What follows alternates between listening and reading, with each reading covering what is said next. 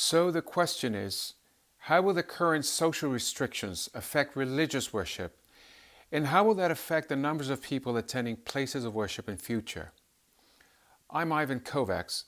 I teach theology at Canterbury Christ Church University. Obviously, the restrictions of movement and social gathering imposed by COVID-19 are having a great deal of effect on our religious communities.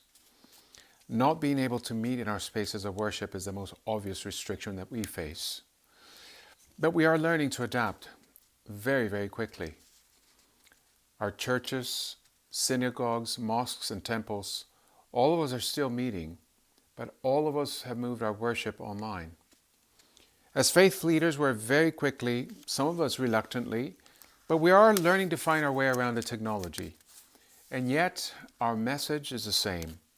We're all in this together. No one is on their own. And we will come through this, and we'll come through it together as one.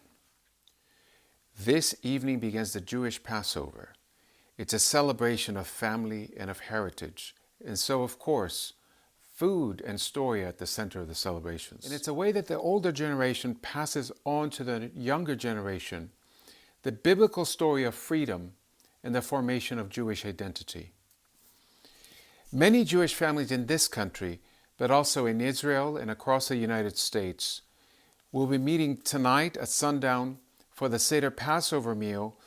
They'll be meeting with various family members, not in person, but on Zoom. Now, this won't be the same, of course, as sitting around one family table, but it is a creative solution to a problem that Jewish people probably haven't faced since the 1930s and 40s, since the persecution of Jewish people in Europe. For Muslim communities, Ramadan will begin on the 23rd of April. And Muslims, they too have continued their practices of prayer, of listening to sermons, of Quranic teaching, and of online platforms connecting them one to another. And so digital media has made it possible for us, those of us in communities of faith, to respond to the social challenges of COVID-19.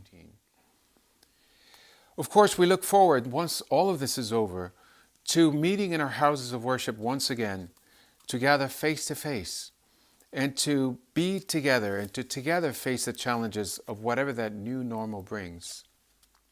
Well, we look forward to that, but the reality is that for people of faith, sacred spaces provide a particular sense of divine presence, a sense of community and identity and of belonging. Faith is about being there. It's about having a shared faith, about having a shared story, and sharing is a real, embodied, present relational thing. So we simply cannot reproduce the physical, material, experiential part of the shared meal online. And so in the faith communities, we've had to mend and make do in the past few weeks. We've had to hold on to the ancient, migrating over to online media. But even as the social distancing rules continue and the closure of worship spaces stretch into periods of grief and of frustration and of absence, I see people of my church congregation becoming more grateful for the things that we really miss, like music and singing together. I hope when we return to some version of normal, we can continue to cherish the sense of shared space and of life together that we so miss now. This is because I truly believe that this time, this difficult time for so many, still offers unexpected opportunities to continue growing and to continue searching.